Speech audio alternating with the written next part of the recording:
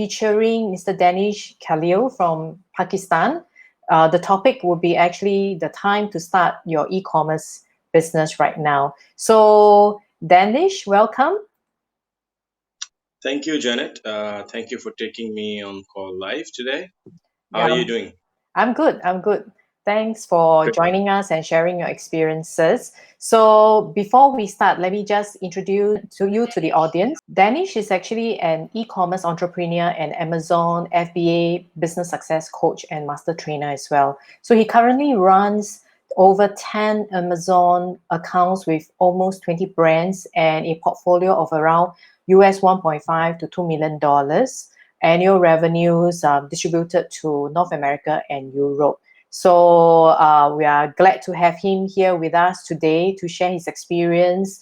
And in the video, because it was recorded 1 month ago, it basically showcases how COVID-19 actually impacted his e-commerce business. But today, on the live Q&A after the episode premiere, we hope to learn more from him about the way to go in terms of digital strategies and business as well. Thank you, Danish. How have you been? I'm doing great. Just Yes. enjoying working from home in lockdown. Still, Still locked down in Pakistan. yeah, still lockdown. And so the last time actually when we chatted, basically you were trying to source for products on the health as well as the medical side. Later, after the episode premiere, probably we'll check with you what are the latest trends on Amazon business, and if some of the audience are interested in getting onto Amazon, we call it FBA, right? Amazon fulfillment business, then how we should go about doing that as well. Okay, all right. Okay, great. So for now, what we'll do is I'll cover a little bit of the agenda. So right now, we are actually at the welcome and chat session. And at exactly 2 p.m., we will be having the episode premiere. Sorry about the typo mistake. It's actually episode 9 already. It's pretty fast. We're already at the end of week 3 of the Leadership During Crisis Summit series. And after the video episode premiere, we will go live Q&A. And for guests, if you would like to actually key in your questions, please do remember to log in to your YouTube account in order for you to key in your questions into the chat box. So if you are coming in from the desktop, you will be able to key in the questions towards the right-hand side where the chat box is. If it is actually a mobile phone, the chat box will actually be at the lower end. But you do have to log in into the YouTube account in order for you to key in your questions for us to see so that we can ask Danish on his experience and for him to share as well. So Danish, right now, right, you just mentioned that you have, how should I say, Pakistan is still under lockdown. When has there been any news as to when the lockdown will end actually in Pakistan? Actually, lockdown has been ended in few parts of Pakistan. Like few cities, the lockdown has been lifted up, and wherever I'm living, lockdown is still there because there are so many COVID-19 cases recently here in my city. Oh, So they're expecting maybe to doing it maybe from 1st June. Maybe we are expecting that the lockdown will go down and it will be lifted up. But as of now, lockdown has eased a bit, but still lockdown is there. There are restrictions going out. There are people who should not be moving here and there for no reason. So obviously there are restrictions here. So the securities and the officers are making it sure that people should not go in bigger gatherings, avoid larger gatherings, and just try to come out only if required or if something is necessary or important. That's it. So the movement is a bit restricted still in my part of the city. I see. I think it's the same in Singapore. We call it circuit breaker here. They don't call it lockdown, but movement is quite restricted as well. And it's the same date, actually, it's 1st of June. for Singapore as well when the circuit breaker ends. And we hope that there's no more extension, and life, I don't think will go back to a lot of normal, but I think it should be all right. So now we're in. Really, really sorry. I understand that the video, I think it's because of the connection. I'm not able to play it for you all to see at all. So I have actually uploaded another video on this YouTube video link where you can actually watch the video later on. What I will do instead is probably to get Danish back up so that we can actually have the conversation since he's here instead. Hi, Danish. It's unfortunate. I think the connection today when I was starting is actually already pretty weak. So I tried a few different connections and it still doesn't seem to be playing the video. I have again actually uploaded another video, originally the premiere without the live Q&A link. So if y'all would like to watch the episode actually of Danish, when I interviewed him about a month ago, the COVID-19 impact itself, please go ahead and actually click on the YouTube video after this live Q&A session to watch the episode. So right now, actually, we'll just go the live Q&A since we actually already have audience, so that we do not waste anyone's effort. So Danish, I think in the video that we recorded, it was about a month ago when COVID-19 hit, and you mentioned that it actually really impacted your e-commerce business. So could you share with us what are some of the changes that has happened so far since COVID-19 came in for your country? The situation is not very much changed. It's a little bit same, but the businesses and the closed shops and stores and different kind of businesses have been opened for limited hours. Like they have been open for 5 hours every day, Monday to Friday, and Saturdays, Sundays complete lockdown. So a little bit of an improvement is there because you cannot close the whole thing like for a month or more because the economy will be like in a pretty bad shape. People might be losing more jobs. How would you will be feeding the poor people, and how the food will be delivered, how the daily operations will be happening in. So for that particular reason, government thought that they should ease the lockdown a bit and try to open few industries which are important, such as export industry, online e-commerce industry. They have opened all the offices related to that because otherwise, the economy will be in a very very bad shape. So situation is a bit better, but the cases are not declining at all. The cases are coming on regular basis, and uh, I didn't see any decline so far in number of cases coming in daily. Right. So situation is still not under control, but still some businesses have started to operate and are now doing their usual operations, but in limited time periods. So that's what the little bit of an improvement I would say. Right. So now I also saw in the comment box that they can hear me but really cannot see me. So Danish, I'm actually just going to come from showing you full self, and then I try to see what can be done on my camera end to reconnect. But before I actually start to do that, I would like to actually ask you, do you notice any changes in terms of your e-commerce, the products that you are actually selling on e-commerce since COVID-19 and now? Well, a lot of changes have been seen, and a lot of impact has been made by COVID-19 on e-commerce businesses. First of all, initially China was in a very bad shape in lockdown, so we were very much relying on China to provide us the goods and services and deliver it to us on time. But now China is quite back to normal, and production is going quite well. Only the shipping time has increased, but overall e-commerce sales have pretty much increased. They are it is now quite in a very increasing trend at the moment, and the crazy spike we have seen after the COVID-19 pandemic has increased.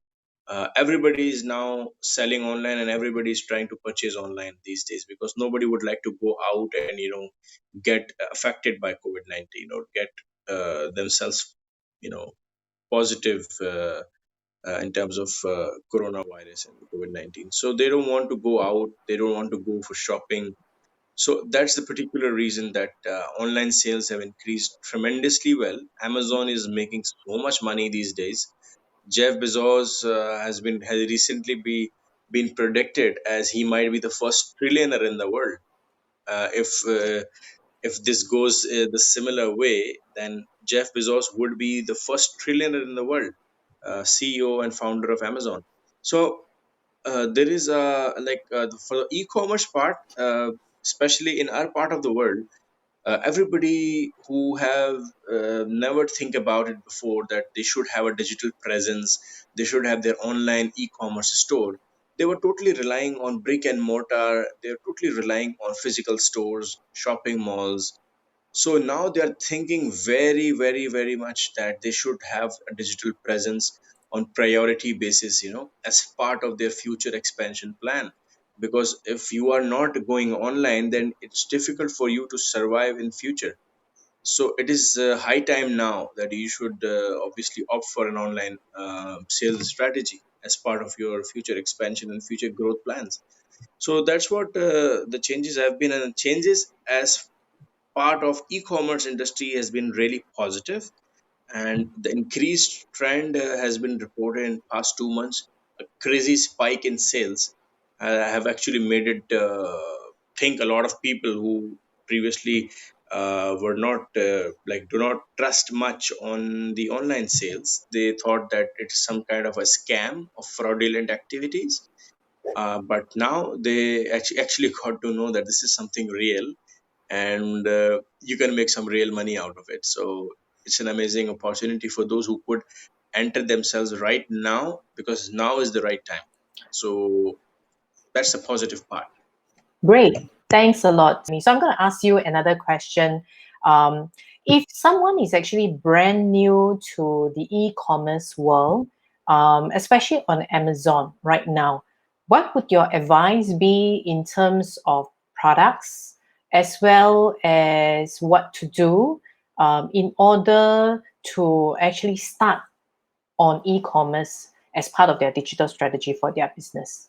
Well, I would like to suggest that they should go for a product that is actually trendy these days, that is quite somehow directly or indirectly related to COVID-19 supplies, or products like which are essential daily use item, that have a high purchase frequency should go for those items, because this is not the time for luxury items or for some non-essential items which you may not be which may not be in you are in dire need of those items. You are actually looking for items which are essential, which can fulfill your daily dosages, your daily requirements. So, and you need to see the trends, you need to see the numbers. And for Amazon, you have to do a lot of back end technical work. You need to do a lot of product research, you need to do a lot of market research, you need to do competitor analysis, you need to do a lot of margin analysis, the feasibility is there or not. So it's not a very easy job to do. You need to do, and you need to go through a lot of different steps, to finalize and choose your product, shortlist your product. So there is a process to follow. There is a strategy to follow. There is a criteria to be adopted for. So that's what I would suggest, that, and this is a very good time to get into it, because sales are coming very rapidly. So it is easier for your product to get ranked on Amazon these days, because sales is already coming. So you might have to spend less money on marketing and promotions to get yourself ranked, and you can rank organically. So this is a good time, and I would suggest go for trendy items which are high in trends these days, so you could make some money as well. Great. So now, I understand when we were chatting previously that you source your products actually currently from China, part of it Yeah. from Pakistan. So with COVID-19 and the sudden supply stop previously, are you switching your supply? And if you are someone new, like when you mentioned you are supposed to do the research as well as to look for trendy items, where do you think one can start? Well, we are not switching at all, because other than China, we don't have any good resource or manufacturers over there, because no other part in the world is like as ready as China is doing from past like 10, 15 years. And China has been dominating the manufacturing sector from past couple of decades. So we are very much relying on China in terms of manufacturing, because the quality, the precision, the design, and the price that we get from China cannot be met so easily by any other part of the world. So obviously, it's not being affected much, and I'm still ordering from China. I'm still doing my business with China, so still doing very well. I would suggest that one should have an alternate, because after the COVID-19 pandemic, uh, one thing is very much clear, that you should have an alternate strategy built in. You should have option A, B, and option C ready for any or such type of outbreaks, such type of pandemics coming in the future. So one should be ready in terms of supply chain. One should be ready in terms of resources. One should be ready in the plan B and C for your current business strategy. So that's what I would suggest, that prepare yourself for anything in the coming in the future, and do not rely on one source. Try to build up another source in your backends, that whenever, for example, China is in such a kind of a bad situation, um, God forbid. But this is what we have to say. So China, if it's in any bad shape by any means, then we should have an alternate of manufacturers from some other part of the world, maybe Vietnam, maybe Thailand, maybe Pakistan, maybe India, maybe Bangladesh, because these are very good in manufacturing, these countries. So we should have an alternate ready, because otherwise the supply chain would be badly impacted because of what had happened, and what I'm actually experiencing, and many other Amazon sellers are experiencing, about the supply chain is totally got destroyed, I would say. So the sales were unexpectedly going up, and they don't have stock to sell anymore, and the stock is taking so much time in production and shipping and all. So it's quite difficult for the businesses. The businesses are trying to um, get up from this situation, and trying to make some possible uh, plan B and plan C and the alternate plans of doing businesses. Right. So we have a question coming from Ed. He's asking, will the US China trade war have any effect on Amazon FBA? Well, the trade war has been started like from past maybe 1.5 year or so, and it has impacted a bit, but not to a very greater extent, because USA is mainly and still relying a lot on China for importing goods. So it's not very easy, and I would say very convenient to do and prepare for an alternate resource other than China, because China is still leading the market. They're still the leading manufacturers around the world. They're leading, still the leading exporters around the world. So the quality that they made, the precision that they have, designs that they can make in a very quick time, in very bulk quantities, at a very competitive rate. You cannot get those things from any other part of the world at the moment. So it has impacted a bit, but not very much, to not to a very greater extent. So yeah, it has impacted, but uh, what what the drawbacks could be, that the consumer has to pay extra if the duties are increased, and consumer have to pay extra in USA. So actually, the US consumer is being mainly affected, because their pocket is being getting heavier and heavier and heavier. They have to pay more. So that's the reason why I think that's the only impact I would say for now. But it may have an impact maybe in the future, because some of the business from China has impacted, because few categories have increased their import duties a lot, like from 8% to 28%. That's a huge increase. So Right. that's the only way I would say. That's the only impact I have seen so far. So yeah. There's an interesting question coming in from Dan. Dan says that I became recently very rich because I resold medical masks for triple the price. Now I have a lot of money to invest. What do you suggest is the best thing to invest in? I presume it's more on the Amazon FBA part of it, unless Danish, you have investment experience. Yeah, I have investment experience as part of Amazon only, because I work with many investors, and I obviously try to invest their money in good products on Amazon and try to launch their products by myself and running their Amazon account as well. So that's a very good news. First of all, congratulations to Dan of becoming so much rich, of selling the medical masks. Very great to hear that. So there are so many opportunities out there in the world, but as far as my experience, because I belong to e-commerce industry, which is actually booming and will have a greater future in the coming 4 5 years or 10 years. So I would suggest you to invest good money in Amazon products. Build your own private label brand on Amazon. Build your own asset on Amazon. So that asset could give you 20, 25, or 30 times of multiple income in the future. You can sell your whole asset, your whole brand in like 25 times of your current value. So that's the beauty of Amazon businesses, that people have been building it so far. So I would suggest you should invest in the private label products on Amazon. Try to build your own brand, and obviously follow some strategies and tips and tricks which I used to give in my training sessions to all my students. That they follow those strategies and try to find a good gold product, and that gold product could give you a lot of dollars as well in the future. So you could become more rich again.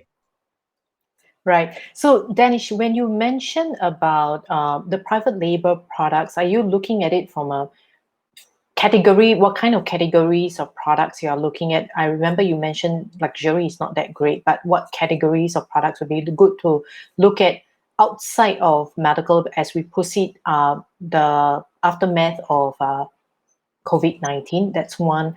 The second question that I'd like to ask would be drop shipment is also a pretty popular model. So when you're advocating actually private label, are you looking at it from a drop shipment perspective, or it is actually making of the products under your own label and then having it stored at the warehouses in the US? Well, I'm talking more about the purchasing in bulk quantities, labeling it under your brand name, and storing in the US or Amazon FBA warehouses. Drop shipping is altogether a different business model, which has quite much become obsolete. People are still making money, but the overall business model is obsolete now, because saturation is so much there. It's the barrier to entry is not very much in that business. Everybody can start that. You don't need big investment. You don't need much money to start off. Plus, there are so many complications as well in that business. But dropshipping is still being doing a lot of by people and making some money. But at the end of the day, you will not be able to make it as your asset.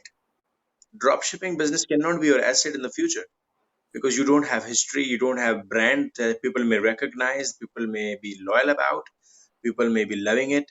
So the drop shipping is like selling anything, any of the brand's product, not your own brand. You're not building up your brand, you're not building up your presence.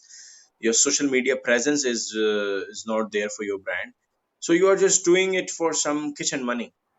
So drop shipping is a good business model. People are still making money, but I would suggest that one should focus on building their own brand, because this is the future, and that should be the strategy that one should adopt in order to secure and have building of a sustainable future. Right. And the original question was, do you have specific categories that you think will have a higher potential, especially in the US and the Europe market moving forward after COVID-19? Home and kitchen essentials are very much in the business, plus household related items, maybe, and people maybe may try to decorate more of their homes. They try to work more on gardening, So maybe some gardening items, maybe they love more of their pets and all.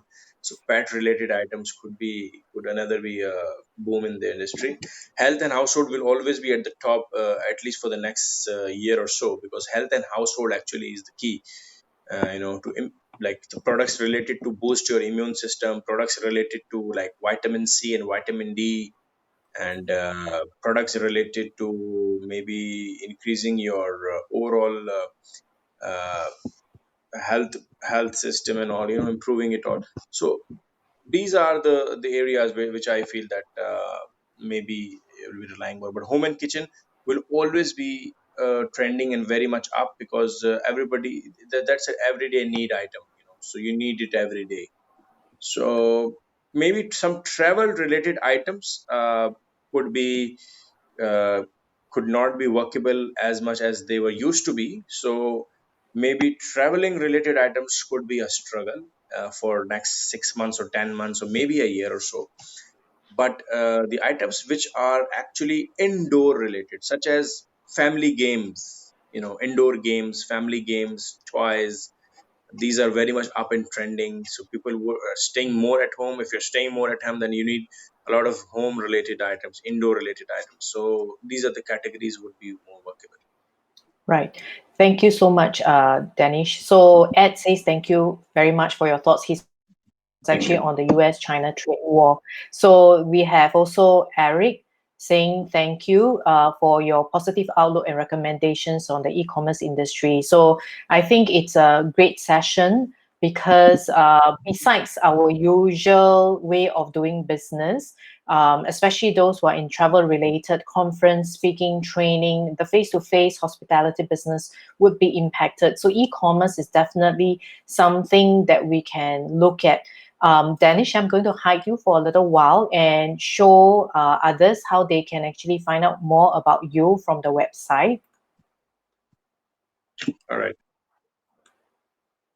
So this is the Effective Asian Leadership website. If you go to the page on leadership during crisis and like the previous times, this is the page, which is actually the leadership during crisis page. Scroll down all the way in the page till you see Danish's episode and click on watch now, and you should be able to basically watch the video that we were not able to watch earlier on because this was a premiere episode that I uploaded to YouTube.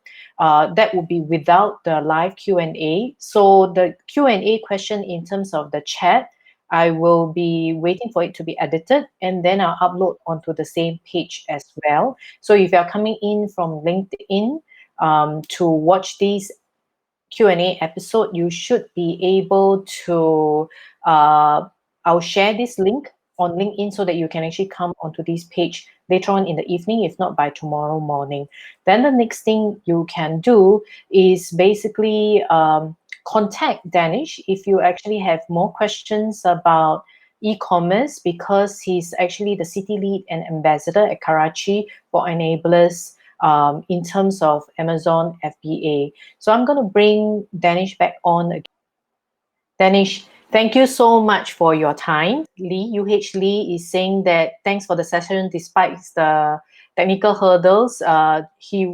He or she, I'm not sure, would love to visit Pakistan sometime in the future and love the food and super friendly people. Thank you, and most welcome. Always welcome. If you would like to come to Pakistan again, do contact me, and I'll help you see more beautiful people and more beautiful places in Pakistan, and with good spicy food too, as well. Right. So thank you, everyone. We actually took more time because of technical hurdles. So it's 2:45 right now. So please do remember to watch the episode that we recorded on YouTube or on the Effective Asian Leadership stroke leadership during crisis page at Danish's page and episode 9. So thank you, everyone, and goodbye. Thank you. Bye bye. Bye.